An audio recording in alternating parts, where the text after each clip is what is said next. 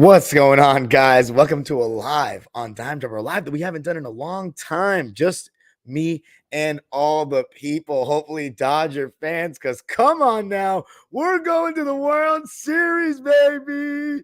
Yes, sir. Before we get anything started, you already know the drill. For all things LA sports, LA basketball, and of course, NBA, follow your boy on Twitter, Instagram at Dime Dropper Pod, and of course, subscribe on YouTube. And if you're on Twitter right now, come to YouTube. That's where you can interact with the chat. Super chats are turned on if you want to drop $1 or a dime. Any donation is appreciated ahead of the NBA season. But right now, I'm getting a rare opportunity to talk about something that I feel is live worthy for the Dodgers, because I obviously didn't play baseball at a high level.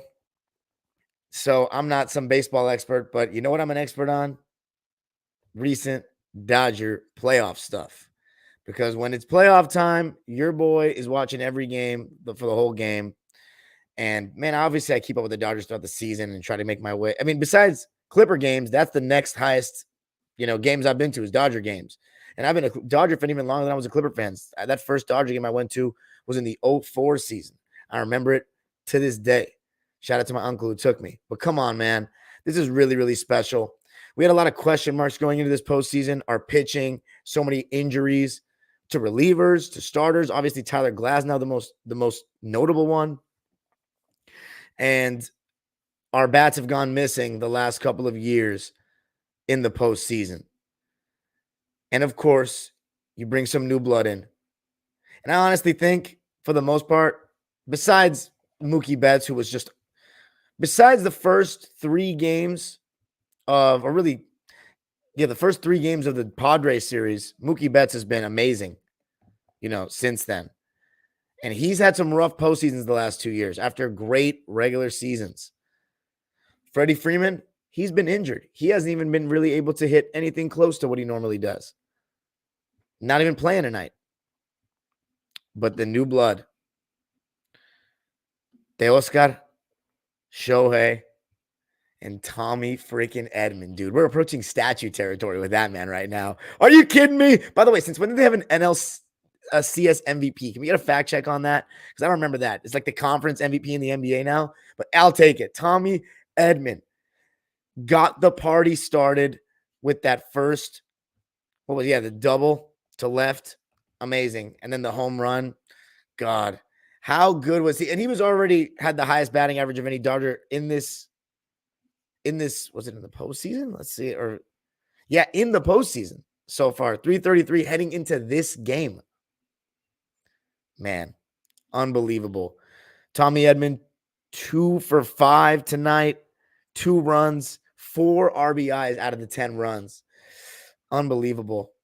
I don't even know what else to say about him. I just hope he can carry the momentum into the World Series, because big time. And by the way, at the 10-minute mark or so, when we go to ads, the Twitter part of this is going to be cut off. So if you want to keep listening, come to YouTube. The link is posted there. And again, I'm inviting any and all Dodger fans after the ad to come in. And if they want to have their say, come speak, because this is a beautiful time in Los Angeles. And I'll talk about what it means to me a little bit later. But I got to give the flowers to the players right now. Even Dave Roberts, people questioned him so much. First of all, he's been one of the most scrutinized managers I can think of in LA sports recent, at least in my, what is it now? This is going to be my 19th year. No, this is my 20th year of really following LA sports like that, I guess. I mean, he's one of the most scrutinized managers we've had. He's been fired, Dave Roberts, probably from 2018 on. I mean, someone had to have said it even earlier, but for real, when it became a thing to me after we lost that World Series to the Astros, I think that next year and onwards, it's been fire Dave Roberts every year. Even in this series, fire Dave Roberts. Why did you go, bullpen in certain games? Going bullpen was what got us that big win in Game 4 against the Padres. But yeah, there's been some moments where it hasn't looked great. Most notably Game 2 of this series, randomly going to Landon Knack. That backfired. And then, of course, the risk of people saying that he played Flaherty in the wrong game and all that. He should have waited till Game 6, but it paid off. And I kept saying on Twitter, if we just got game 6. Then all those decisions that people were criticizing Dave Roberts for punting game 5. People were saying it wouldn't matter. You just got the job done. Okay, it was one day later than the Yankees. We'll be ready. We don't got to travel. We're right here at home because we got the best record in the league. And that's just something that's amazing to think about, is that we still had the best record in baseball, even with all the injuries. And I know the outsiders, the haters, they're all going to say, oh, when you're paying that much and whatnot. Man, paying that much and all that has not gotten us a World Series the last couple of years. We got that one big time asterisk. Even as a Dodgers fan, I'll say it. It's still a chip, though, in the history books. But I'd be lying if I said it felt like a real chip. There was no parade. It's just there was no playoff games at Chavez Ravine. It wasn't like this. This is palpable. This is amazing. And if you're wondering why this is normal turn, I think, for going to the World Series. But if you're wondering why I'm so turned up like this, as if it's never happened to me before, it really hasn't for me, because I've lived in LA my whole life, except for when I was in college for 3 years at the University of Massachusetts, the greatest school ever. I was out of town. So the 2 years that we actually made it to the World Series in my lifetime with fans in full seasons, I was not here. So this is the first time I've ever seen it here. And, I was at game 1 of the NLCS vlog on the channel, by the way. You better check that out. And I've been saying, we talked about it on Basketball and Figueroa, my podcast with Edwin, which is the only podcast talking about every professional LA basketball team. We obviously chime in on the Dodgers when it's hot, which it is right now, of course. But we were talking about what's the most popular team in LA. And I think if you asked most people in LA what team they follow the most, which team they like the most, I think the Lakers would win. But if you asked most people, what's your favorite team in each sport?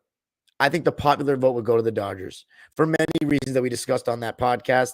But to keep it short, affordability of tickets, the fact that a lot of transplants hate the Lakers, and the Clippers and Laker fans. I know a lot of people are going to grill and say there's no Clipper fans, but there are, and there's more than people think in terms of the youth, especially. We all come together for the Dodgers. Like people that are like try to compare the Clippers to Angels and whatever are really off base to me, because the Clippers have been in Los Angeles since 1984. That's a while. I'm only a Clipper fan because they're in LA. So a lot of Clipper fans are Dodger fans. I would say most of them are. Some Angels, they come from Orange County, but they're from Orange County. Most of us are Dodger fans from here. And so it's special to see the city come together like this. You see the Go Dodgers on the buses. You see people wearing the hat everywhere. I mean, I can't wait to see tomorrow, whether you go to school, whether you go to work. It's special, dude. It's in the air. And I hate to celebrate early. I really do, especially with all the heartbreaks we've had as Dodger fans, especially the ones in my generation or even a couple years older than me. I mean, my uncle was born in, I'm not going to reveal the exact year, but early 80s. And, he barely remembers that 1988 title. So this is all new to him as well. This is all new to people that were born in the early 80s, in my opinion. Like, how much do you remember 1988? You know what I'm saying? Maybe you were 7, 8 years old. You were starting to get into it, could remember some things. But if you were 5 or 6, I mean, I don't know. This is truly special. And we don't want to take this for granted. And how about this matchup? I don't know. I got to still give some shout out to the players first. Mookie Betts, dude, so many critics throughout the last couple of years, including me and a bunch of Dodger fans. And it was warranted. A player of his caliber. He's had some woes in the postseason, but he has those 2 championships. And I mean, the way after game 3 of the Padres series that he's turned it around. And in this series, he was just spectacular. He was batting 300 going into this game, had 27 total bases. And then in this game, let's see. Yeah, he had it was 1 for 4, but he had an RBI with that double. Yeah, in the 8th inning, got us that 8-4 lead. That's when we really poured it on. By the way, I was nervous in the beginning with Kopech. I was very nervous, allowing a run in the first inning, not ideal in a must-win game. And I did consider this a must-win game. You did not want to give the Mets confidence. I've been on that side of a 3-1 with my teams, with the Clippers. You do not want to give that team that confidence after they win game 6. It's anyone's game at that point, and they have the momentum. So we had to end them tonight. I kept saying to people, Sunday is the night. And it was special for me because, forget about me. Those 2 years we won the pennant, 2017 and 18, we did not win it at home, here at Dodger Stadium, here in Los Angeles. It was special to watch that. It was special. And I had a sense just watching it from TV that even some videos sent to me and I saw on social media, it still feels like Dodger fans are a little subdued, a little cautious. We've had a World Series cheated from us. We have won a World Series recently, but we didn't get to properly celebrate. I just hope, and I've been honestly, I'm a big crowd guy. Everybody knows about that. I'm a big crowd guy. And I think the Dodger fans are the best fans in LA. I truly believe that. Most passionate fan base, the fan base that when you go to the game, they wear the gear the most. It offers an experience for people of all, backgrounds, but also the affordability. I can't stress that enough. For the most popular team in the city, or right there 1A, 1B with the Lakers, to be so affordable compared to what the Lakers are. I mean, you can't really top what the Dodgers mean in Los Angeles, dude. Like, this is special times, man. These are really special times.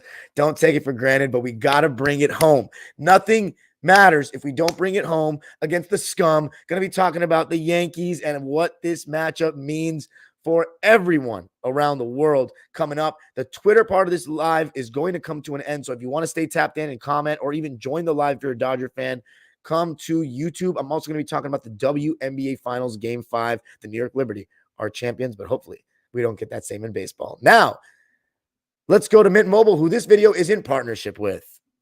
Ever wanted to cut back on your monthly bills? You've got health insurance, you got different kinds of insurance, you got your TV, cable, you've got your phone bill, you've got your electricity, and you want to cut down, simplify that. Well, that's why I'm so intrigued by Mint Mobile, who this video is in partnership with. They offer premium wireless for just $15 a month. I can get high-speed data and unlimited talk and text on the nation's largest 5G network. I can even bring my own phone along with my current phone number and existing contacts, so I'm not sacrificing anything. I've used Mint Mobile, and the thing about Mint Mobile is it's not hard to switch your service.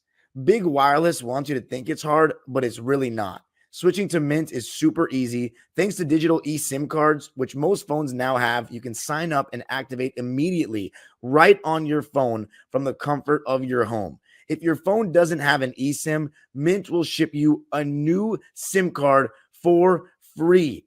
So if you want to save little money without the sacrifice, go to https://trymintmobile.com/dimedropper. That link will be in the description so you can get started. Switching your plan takes as little as 15 minutes. That's Mint Mobile.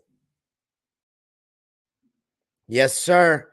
What we saying, Dodger Nation? What we saying, LA? In the World Series, and guess who we're playing? The New York Yankees, the hallmark of American sports, the evil empire, although people are starting to consider us that now at this point. All the players that we get. We literally get everyone. I can't believe people were really trying to say we got to hold Andrew Friedman accountable when we were down 2-1 of the Padres. Andrew Friedman, how much more could he do? He's getting us everyone. We've had some injuries, very unfortunate. But, dude, everyone has stepped up. How about the bullpen dogs, by the way? How about them? Blake Trinan, Evan Phillips, Bend. I mean, even Kopech throughout the postseason. These guys have been big time. And give me any names if I'm forgetting. But I remember those years in the Mattingly era when I was the most sketchy part of our team to me as a Dodger fan was our bullpen, our relievers. Brandon League, remember when he used to get booed coming out of the pen at Dodger Stadium? Crazy times relative to what's happening right now. Blake Trinan, by the way, I'm so sad that I say that lightly if you're listening on audio, that he allowed that run in the end, because no runs throughout the postseason so far. I mean, that guy has been an absolute beast for us this playoffs. And just overall, the fact that I'm so confident in the bullpen and we can go to bullpen games in must-win games and they get it done, that's incredible. And you know what? People can criticize Dave Roberts for those losses, but we got to give him credit in those wins. He's been pushing, for what it seems from the outside, all the right buttons in this postseason. If he wins this World Series, He's like cemented in the city, man. We got to start speaking that name, Dave Roberts, with more respect if he gets this done, because it hasn't been ideal. I know our roster is incredible, but the pitching situation has not been ideal. But shout out to everybody that stepped up, man. Walker Buehler, big time performance. What was it, game 3? If I'm getting it was either game 3 or game 4. I think it was game 3. Then Yamamoto, man. After that first game against the Padres was rough, he's been very good ever since, especially that game 5 to win the series. Clutch, man. That's what I've learned. If anything about baseball in the playoffs, you just need to get hot at the right time. We've seen it where the Dodgers have been so much better than the Diamondbacks and the Padres, but you get hot at that right time in baseball, you win that first round series. You never know if you get a nice matchup in that NLCS or ALCS. Clutch hitting really comes down to that in pitching. I know that sounds so basic, but we haven't had that clutch hitting. Or last year, I mean, look, I love Clayton Kershaw. He's my favorite Dodger of all time, but in 2023, you're starting Clayton Kershaw in game 1 of a postseason as your ace. I mean, that's not a team that's winning a World Series. But funny enough, like throughout this season, it's been so weird because when we got Shohei, we got Yamamoto in the offseason. By the way, if you're wondering, I haven't talked about Shohei. I will in a sec. But we got these guys in the offseason, Glass now too, and then getting Flaherty in the middle of the season. It was championship or bust. And then we also thought, Walker Buehler's coming back. Bobby Miller's going to take another step up. And those two things were big time no in the question in the season, especially with the Bobby Miller situation. But Walker Buehler did find his momentum towards the end, and he's really carried that into the postseason. Man, my friend Asher, shout out to him. He was on some of the early episodes of Dime Dropper. He said to me, texted me after we beat the Padres, like, I don't know, this team might be different after they showed the resilience to get that game 4 in San Diego. And I agreed then and I agree now. This just feels different. And just for some good juju, 1988 clinched the pennant at home against the Mets. 2024 clinched the pennant at home against the Mets. The Yankees. Wow, what a series for the MLB. Making money hand over fist. This is going to set records, in my opinion. And you got Aaron Judge and Shohei in the World Series. It doesn't get bigger than this. You got Red Sox fans hate watching. You got Padres fans hate watching. You got Giants fans hate watching. But you got the two biggest cities in America. Two best cities in America. Although I like Chicago more than New York, but for the sake of this, we'll go with New York. New York is incredible. I got no hate for them. But this is where it's at, baby. Get ready to take that L and then suit up for the winter. Because this time, I feel it in the air. This time is different. We need this.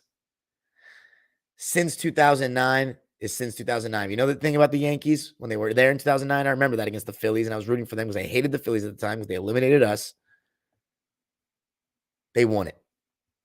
The Dodgers, the city of LA, hasn't gotten to flood the streets with blue and white the proper way since 1988. This is a long time coming for us. Home field advantage. I'm saying Dodgers in 6. We finish it at home, and this city goes berserk. Because you know what? When I was at the Rams parade, and that video is on this channel, and it's grossly underwatched. I actually got to be at a championship parade, guys, for the first time in my life. Come on now. It's just the Rams. That's the thing. I felt it when I was there. I was like, this feels like I'm at a big music festival. Or actually, not even a big one. A music festival. And not one of those big ones like fucking Coachella or Rolling Loud or anything like that. Small, in Echo Park type of deal. Shout out to Sean with a W. Yankee fan. You're getting put in a split. He got his Liberty winning the championship tonight. I'll talk about that in a sec. Hopefully that's the only championship they win. Appreciate you, Sean. But Yankees, Dodgers, man, that's storybook. They said it hasn't happened since 1981. We took that one. And I'm just so excited. I'm just so excited for both cities. I mean, to beat New York, both New York teams en route to a World Series title, there would be nothing sweeter than that. to cement ourselves as the greatest city in America. Get ready to put on those parkas, New Yorkers. It's coming to Chavez for me. And you know part of why? There's Tommy Edman. There's also Teoscar Hernandez, who was struggling immensely in this series heading into the game. We can't forget what he did against the Padres, though. He was amazing. But in this series, he was dog shit, except for when we needed him most in this game. How about 2 for 4 for Teo, 2 hits, an RBI. He was special when we needed him. The RBI was on a sac fly in the 8th inning, and that 8th inning is when we really poured it on. But Tommy Edman got the party started. Tommy Edman with the double. Man, he really had our first 4 runs, RBIs. He had our first 4 RBIs, Tommy Edman. And then how about Will Smith? He's really struggled in this postseason. And he was batting 143 heading into tonight for the playoffs. Big time home run. And then we poured it on. By the way, when it was 6-3, it was like the Mets punched back. When they went down 6-1, they didn't just lay over and die. They punched back a bit, got it to 6-3. But then, what was it? Let me go back to this fucking box score or whatever scoring sequence. I don't even remember. Yeah, 6-3. Then Ohtani had that RBI single. Ohtani, I mean, should I finally talk about him now? I've put it off for this long enough. But yeah, even at 7-4, I was nervous. But that 8th inning, we put it on them. Mookie Betts double, RBI double. And then Kike got into the act. How good has he been? Postseason Kike. By the way, yeah, this shirt, shout out to my boy Golden Knight. Go check out his site. Go check him out on Twitter. This is where I got that shirt and some really cool other ones. But yeah, special. Shout out to Golden Knight. He'll probably be watching this at some point. He's a loyal dime dropper fan and an LA sports guy. And that's the thing that we need, people. That's what I'm trying to be is I've been all LA sports my whole life. I held off on a football team and waited till we got one because I'm just so pro Los Angeles. Some people get a little butt hurt because I'm a Clipper fan, but it's like they're still an LA team. That's what I was trying to emphasize earlier. But it's all about supporting your local teams, man. Because it's this feeling in the city. You know, you see fireworks go off. If we win this damn thing, it's going to be special, dude. Represent the city where you're from. Have some fucking pride. And there's a lot of people that don't support a team from LA in every sport because football is the one that trips everybody up because we didn't have a team for so long. But shout out to the ones that do. And shout out to you if you just support one LA team, which you should never. You should always support at least multiple. But if you support even 2, even if it's just Lakers, Dodgers, or Clippers, Dodgers, or Kings, Dodgers, shout out to you, man. This is a special day for everybody. This is a special day for everybody. And how about a special day for Shohei? This man couldn't sniff postseason baseball in Orange County. And I got no hate for the Angels, really. I still haven't been to an Angels game, though. Isn't that crazy? I'm 26 years old and lived in LA my whole life. And I've never been to an Angels game. So that tells you, and it's because of proximity, man. That's also why I'm pro, even though they're both LA teams, LA Galaxy and LAFC. I never went to a game in Carson because it's freaking Carson. And I was, on the west side. So this LAFC stadium, Bank of California, or BMO, is much more convenient for me. I like LAFC. So yeah, man, this is really special, dude. Really special. But Shohei, I'll never forget when we got him. I was pretty convinced he was going to Toronto. Then we get the news that we got him. And, I know how baseball is. It's not the same where one guy can completely take over a game. Like in basketball, the Clippers' season is dependent on if Kawhi Leonard's on the court. The Lakers, if they didn't have Kobe back in the day, what would that team have been with Pau Gasol? Decent at best. You know what I'm saying? One guy means so much. Freddie Freeman's an incredible player, but we've been able to still get the job done without him. So I didn't think when we just got Shohei, that guarantees us a World Series. But man, we got the best player, arguably of all time, and he hasn't even started pitching yet. The fact that this guy can pitch, I can't even believe it. He is special. We wouldn't be here without him. The rating's going to go crazy with Aaron Judge and Shohei. And LA and New York and Yankees and Dodgers, two brands of baseball. When I went to England, guess what two hats I saw the most? LA and New York. And that may not just be because of baseball, but that proves my point even further. Yankee Stadium, Dodger Stadium. No sponsors, baby. I mean, come on. Does it get better than this? Does it? Oh, God. This is so incredible. Shohei, though, how good has he been in the playoffs, man? How good has that motherfucker been in the playoffs? He had 19 total bases heading into the game tonight. And 2 hits. I believe he had a walk too, but I could be wrong. How about the fact that we got Manea out of there so quick? 2 innings. 2. And a lot of people were worried about him. And I can't lie. He did play great in game 2. But we'll take it, man. Yankees, Dodgers. I said it, Dodgers in 6. Any more players to give a shout out to? I mean, pitchers, unbelievable. Let's see. If I'm forgetting anyone. Jack Flaherty, even though he was awful in game 5, game 1 that I was at, he was amazing. And, every game counts, every win counts. So got to give him credit. Let's see. Yeah, Blake Trinan, he's been so good. Evan Phillips, so good as well. No runs allowed this entire postseason. Did he allow one tonight, though? Let's see. Kopech allowed 1. Banda 1. Brazier 1. By the way, he's the one reliever that makes me a little nervous is Brazier. But Kasperius has been good, too.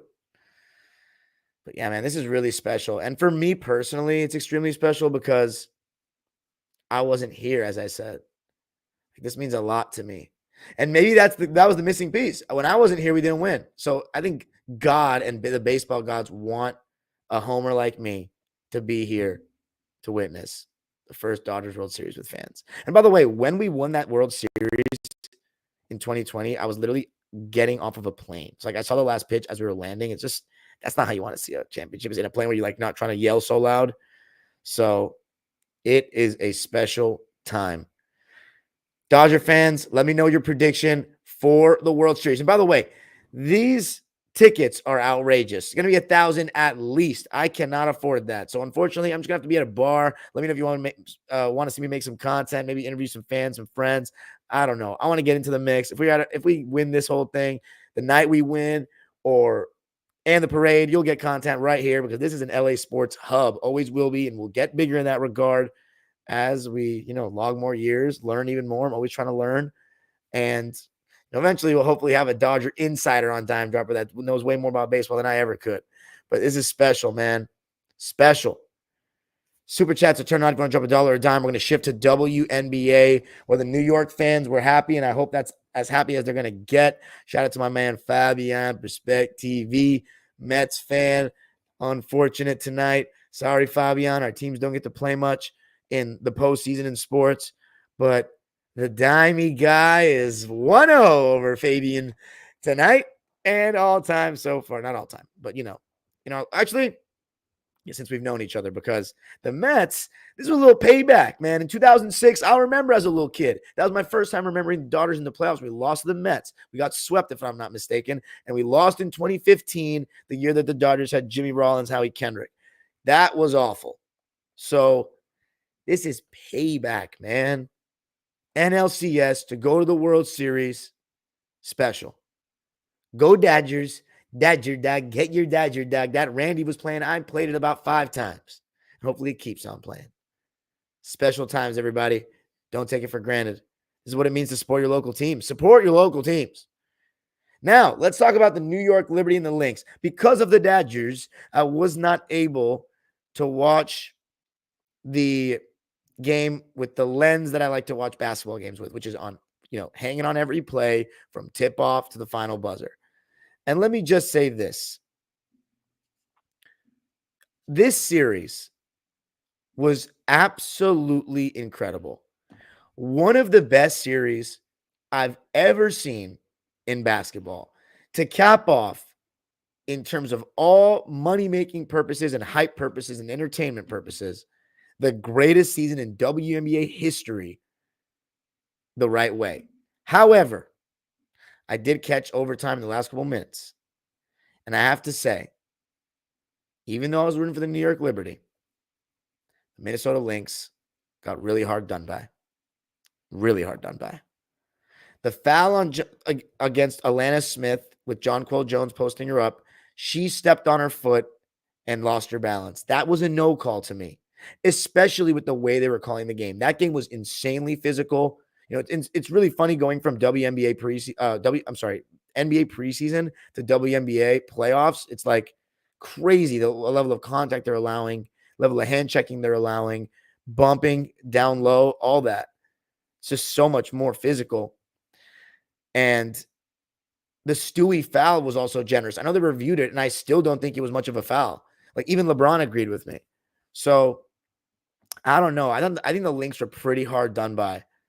But at the end of the day, I'm saying that from someone who only watched the last couple minutes.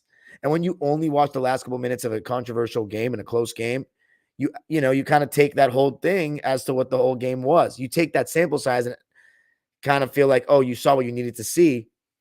And here's one thing about basketball always. You're always going to get home-centric calls.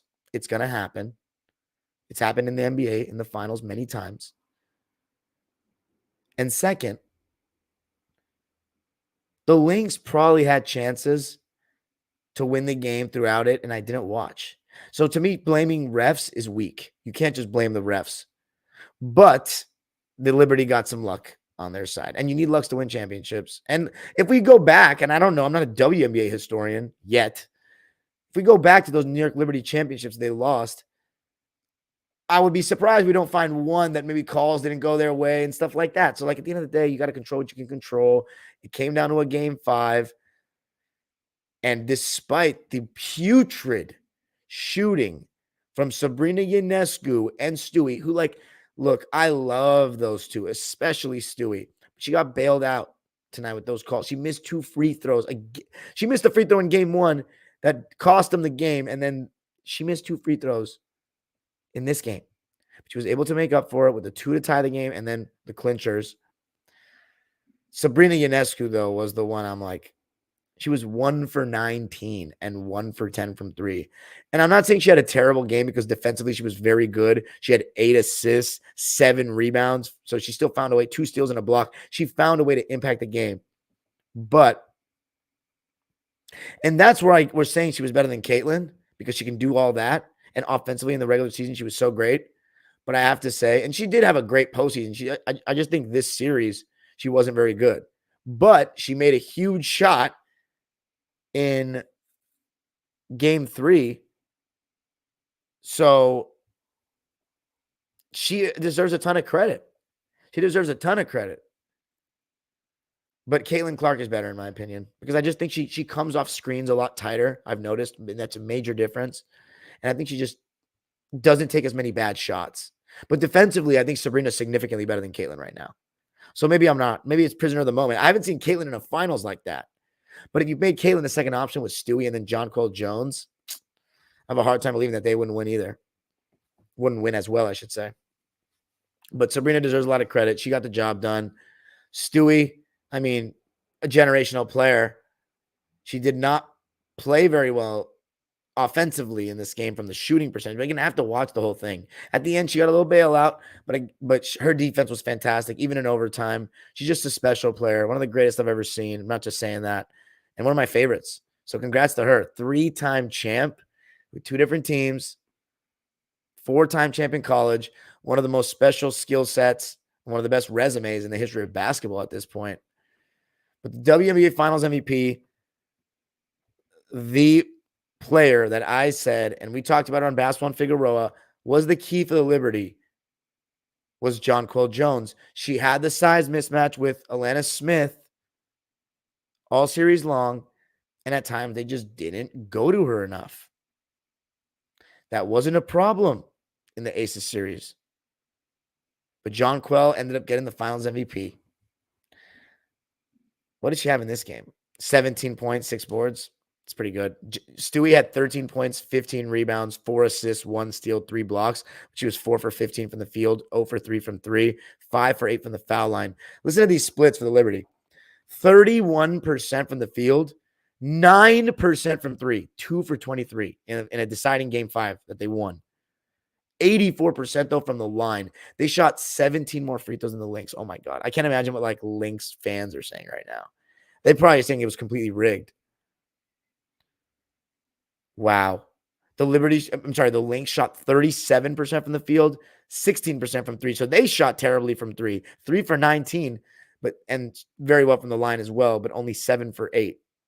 And by the way, when the game went to overtime, I knew the Liberty had it. They had all the momentum at that point.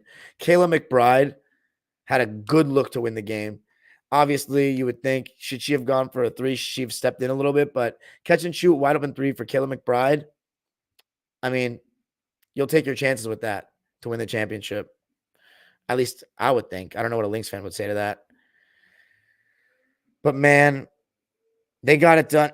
They got it done in overtime. And you know who I have to give a huge shout out to? One of the most special players this postseason, Leanie Phoebish. We talked about her at Basketball and Figueroa, but her size and versatility defensively and her lights out 3-point shooting throughout the postseason was insane. She only made one in this game, but man, it was a big one. 67-62 was the final. The finals MVP is Jonquel Jones, which I was surprised. I thought it was going to be Stewie. But congrats to Jonquel Jones, spoiling an amazing night from Nafisa Collier with 22 points, 7 boards, 2 assists, 1 steal, and 2 blocks on 11 for 23 shooting, but she had no free throw attempts, which is insane to think about. Okay. Man, that's tough. I got to watch the game. Courtney Williams, by the way, she had some huge moments in the series, but at times I thought she got way too ball dominant and did not look for the best player, potentially not just on this team, but in the world. She has a case for it to me. Her defense is so good, so disciplined. Her usage of her hands, she makes herself big. I mean, as complete a player as it gets. She doesn't have all those fancy, crazy moves and bag like people want to see in today's world, but she has her bag, which is simple, to the point, doesn't need to take too many dribbles, punish a smaller defender back to basket, try to get by a bigger, slower defender with her speed, and keep it simple. And she's so good off the ball as well. High IQ, very efficient. She gives you everything you need. She unfortunately got hard done by her teammates a bit and the refs. She was spectacular in my opinion. I need to watch the game if there's anything, because if you look at the stats and from the minutes that I watched, you can't blame Fee for anything, but I got to watch the game. Alana Smith, I want to give her a big shout out. She was gutting it out. She took a beating in this series, but she was gutting it out. She did only shoot 2 for 6 and 1 for 3 from three, but 6 points, 8 rebounds, and always plays hard and got a little hard done by on some of those calls. Bridget Carlton, see, she had a pretty big series after struggling a bit against the Connecticut Sun. But she was 1 for 6 in this game and 1 for 3 from three. She did make a big three to put the Lynx up by 5, I believe, in the second half. But she only had 3 points, and you probably needed a little bit more. But Courtney Williams was, 2 for 14 and 4 points. I mean, if you had told me Courtney Williams is going to score 4 points and you're going to get a total of 6 points from 3 bench players, Xanda Lassini, who only played 6 minutes, Dorka Uhas played 9 minutes, and then Natisha Heidemann played 16. So really, she was the only one that played double-digit minutes because it's the do-or-die game. You're going to ride with your starters. But she scored more points in 16 minutes than Courtney Williams did in 30. And I have a lot of respect for Courtney Williams, but if you had to point to someone to be the biggest reason that the Minnesota Lynx lost, I think Courtney Williams is the finger to point at. But again, it's like I don't like blaming players that work hard and rep so hard and try their best. It's like, well, okay, I don't like the blaming is the wrong word. You can absolutely blame them, but hating and I wouldn't turn. If I'm a Lynx fan, I still love Courtney Williams, but she had a terrible game and some rough games in the series. But yeah, man, I mean, Sabrina Ionescu 1 for 19 and they still won is insane. And Stewie, they combined for 5 for 34 from the field. But you got Jonquel Jones with 17 points on 50% shooting. Oh, I haven't mentioned her yet, but even in overtime, you could see it. The Sabali sister, Satu's sister, she was incredible. Niara, incredible defensively. And she had 13 points, 7 rebounds as well. Amazing game for her. 5 for 7, had her name chanted by the fans. And how about the fans? The Barclays Center, New York fans getting to celebrate a WNBA title. New York loves basketball. We love basketball in LA, but they love basketball in New York too. And it was special to see that, man. Well deserved. They were the best team all year. Stewie's a legend. Sabrina's a legend. First ring. We'll see if she gets more. Jonquel Jones deserves the Finals MVP. Leonie Febish is amazing. And Benijah Laney Hamilton and Kayla Thornton, they would help any team win games. Two-way play, size, can put the ball in the basket a bit themselves. Amazing. Amazing. The New York Liberty are WNBA champs, and I just have to say to all the people that rocked with my W content with Edwin and I, we're going to definitely be reacting to it on Basketball and Figueroa this week, but I really appreciate you all. Did Sparks content, even though we were trash this year, but rebuilding. Rakia Jackson's an absolute legend. Cameron Brink is going to be a legend. They're both absolutely beautiful. They're going to make themselves stars in the cities if they're not already. When we get Paige, things are about to be special. Things are about to be really fucking special very soon. And we're very far off from these two teams right now. Very far. It's going to be a while before we're back at this level, in my opinion. But guess what? We will be back there soon. At some point. No, soon. Got to stick with it. Soon. Can we get the ladies a practice facility, though, Magic? Come on, dude. I love you. Magic, please. You're the man. Let's get a practice facility for the LA Sparks, one of the most historic franchises in WNBA history. Lisa Leslie, the greatest of all time. Come on. The greatest LA basketball player of all time, too. LA County. So, come on. By the way, shout out to Magic and Michael Cooper at the Dodger game tonight. It's so special seeing those guys. Michael Cooper's number retirement ceremony. I'm going to try to be there. We need that moment for the channel. And I've always wanted to see a number retirement. And no, I'm not waiting for Blake Griffin because I've been saying that I wanted Michael Cooper to get his number retired for so long because players like that deserve it.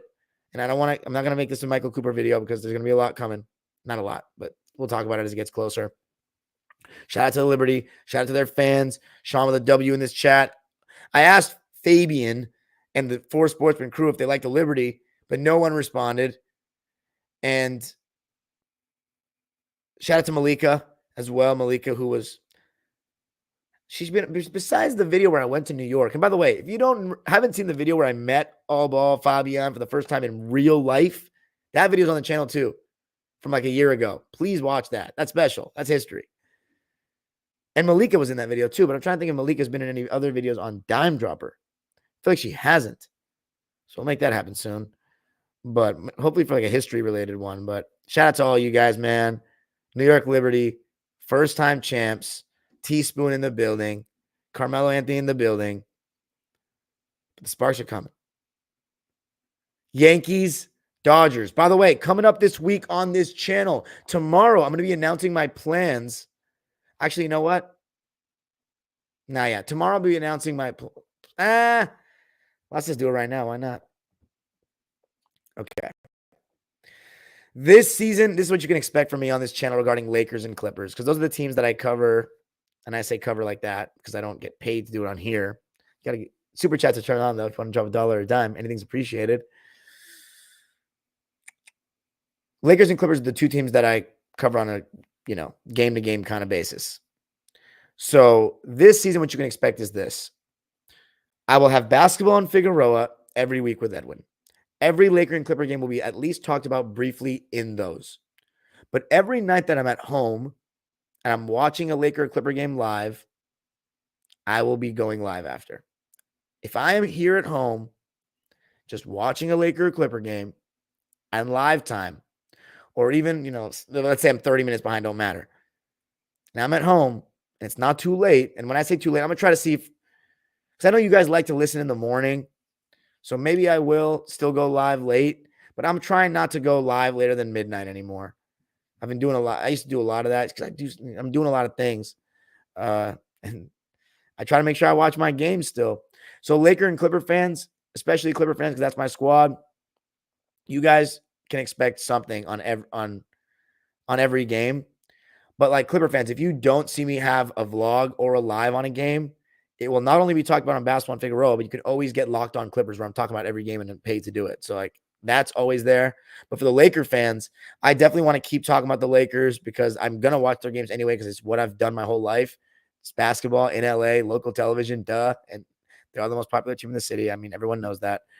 And they have LeBron James on it too. And they had Kobe before. That was my why I wouldn't miss a game. But yeah, like it's talk of the town. So I'm going to be trying to watch every game. I still want to give you guys a lot of Laker lives and give that unbiased perspective from the outside view, but kind of the outside inside view because I'm in LA watching every game on local TV like Laker fans, but I'm not a Laker fan. So still want to do that for all of you. And yeah, that's the consistency you can expect. I'm not trying to overcomplicate anything this year. That's what you're going to get. You're going to get vlogs when I go to Clipper games. You won't probably get 30 this year, but you'll get around 20, I'd say. Then more lives in replacement for that. If I go to a Kings game, and I mean LA Kings game, I will definitely do a vlog. If I go to, oh, by the way, USC women's basketball, I got something to announce very soon, potentially with that. So that's going to be something special because if you're not watching Juju Watkins or paying attention and USC women's basketball, what can happen this year? You're sleeping. Juju Watkins, if you care about women's basketball at all in WNBA, because she's coming. If you care about LA sports, Juju is one of our own. Windward, Sierra Canyon, come on. Like that doesn't get like those are private schools, but it doesn't get more LA than that. I mean, and who's to say LA is more of a public school or private school? It's both in LA. So that's the beauty of Los Angeles. You can get everything. That's come on though. That's right in the middle of the city. I mean, Windward and Sierra Canyon, Chatsworth, but Windward, right? Where? Culver City. I mean, come on, son. Special. I don't like being the LA police. To me, if you're in LA County, you're LA. I don't like the LA police. Some people say the real LA in certain areas. Some people, if you go by the city of Inglewood, they're technically not in LA, or the city of Santa Monica, but like, come on, let's get real. It's all included, baby. When you drive let me ask you a question. For all those real LA people, when you drive on the 405 at 5:00 on a Wednesday, does it feel like there are 3 million people in this city or 10 million? And that answers your question. Oh, baby. Oh, so what was I going to say? Yeah, Lakers and Clippers. That's about it, though. Like, I'm not going to have any guests that aren't related to, like, for all the guests I'm going to have, if it's not related to current events, I'm not going to be having guests on that are like Dime Dropper featuring. And I know I've been saying I'm going to get guests on and all this stuff. And I have not been good enough about that. And I really apologize. It's just been so many things like happening in life that prevent me from doing that part of things. I'm already doing certain parts of things, and I do have Locked On Clippers. So I apologize for only having 3 I've only had 2 Dime Dropper featuring so far. When I say that, that means a video or podcast / video with an official, like either somebody that was in college basketball or college sports, professional sports, or someone of that nature, someone that's certified, so to speak. So we've had my boy Will Johnson, who played at Oregon with Peyton Pritchard, Bol and all those guys, and comes from a basketball lineage. That was the first episode we did. That was awesome. And Will's one of the reasons why I started doing historic content. So you got him to thank for that. Put me on. And then second was Spencer Garrett, that was playing Chick Hearn in the Winning Time series. That was a good one as well. So we're going to build off that. And trust me, I have people in the bag. There's certain things I want to do to make those episodes special. But if I'll have content creators on like for their teams and stuff. But that's what to expect from me this season. It's going to be all LA sports related, all LA. And then, of course, at certain checkpoints of the season, like the All-Star break or maybe the first 20 games of the season, I'll talk about the league as a whole. And then playoffs, you already know the drill, like every game. But that's what you can expect from me. We're not overcomplicating things. We're going to stick to what we like, stick to the LA sports, stick to the LA basketball. It's your hub of LA basketball, Dime Dropper. That you already know. It's a Clipper fan's perspective, but I ain't a hater. Although this year I'm going to be a hater, though, Laker fans. I'm sorry, but I don't fuck with JJ. You already know that. Going back from 2017, and if one of my goals is to enlighten people on the history of the game and show how great it is, people like JJ have actively hurt that with his agendas. And yes, I say agendas because there are certain contexts that he is omitting when he does the stuff that he did on television. So I absolutely want him to fail miserably. Podcaster becoming a fucking NBA coach because LeBron, like, give me a break. And that doesn't mean that he can't be a great coach. I think JJ could be a good coach, but I don't like the way he gets it. When there's guys like Sam Cassell who have not gotten a good coaching job. Ridiculous, in my opinion. I hope that he fails miserably. But then again, do I want him back in the media space talking shit about the history of the game and the greats that have built our sport? I don't know about that. It's fuck JJ always. And guess what? It means fuck the Lakers this year. But does that mean I'm going to speak non-objectively about them? No. If JJ turns out to be great, I will give him credit and still say I hate you. I don't hate him personally. I don't know the guy yet. But as what I saw as a basketball player and on TV, it's like, screw that guy. But yeah, I'm still going to speak objectively. You know what I'm saying? You guys know I like Anthony Davis. I have been a D'Lo guy, although now I'm just like, he's whatever. But you know, I love Anthony. I like Anthony Davis. I wouldn't say I love. I don't know if I love any player on the Lakers. Is there any player? That's a good question. Do I love any player on the Lakers? I like Austin Reeves. He's become whatever. Kind of the same way I feel about D'Lo. LeBron, I don't love LeBron anymore. I used to adore him. He was my favorite player as a kid, but he's way different now. So yeah, I don't know. I like Rui Hachimura. I do. There's nobody on the bench on the Lakers that I love. That's crazy. Because I love Kobe Bryant. Love Pau Gasol. I mean, that team is special. I can't really compare the two. Ron Artest, I met Ron Artest several times. I was friends with his son, like relatively back in high school. Like, he's the boy. So like that team, I can't lie. Even though I'm a Clipper fan, I've talked to a lot of Clipper fans that are my age, and like we have a lot of respect for that Laker team from 09 and 10, like the Kobe years, because they played good ball. It was, how could you not respect Kobe Bryant, dude?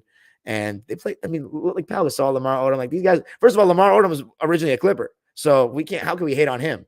And then Pau Gasol, like the only people hate Pau Gasol for is like being soft, or like people don't like European players, but like. He used to yell so loud every time he felt contact or got fouled. Ah! So funny. But Pau Gasol's a legend, dude. He's such a likable guy. Anyway, I hope the Lakers lose every game this season, though, because the LeBron stands I still can't stand. And then JJ. So get him out of here. Get him out of here. Oh, I wouldn't say I like Max Lewis because he was at Pepperdine and I got to see him.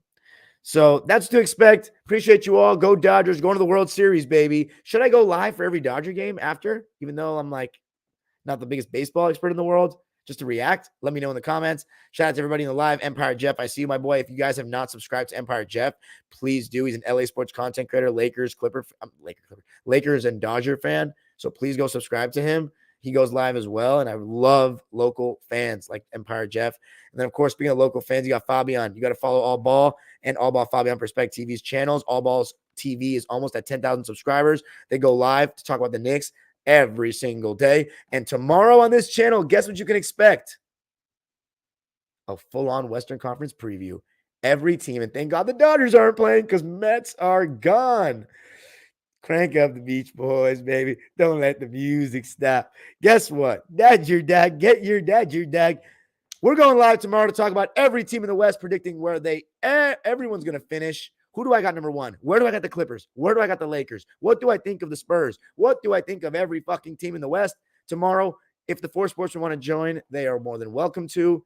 Good night, Los Angeles, because guess what? It's LA against the world. Dodgers in 6. Fuck the Yankees. And fuck Aaron Judge. And your cold-ass city. In New York City, it's cold and it's damp. Let's go. And all the people dressed like monkeys. Good night, everybody. Go Dodgers.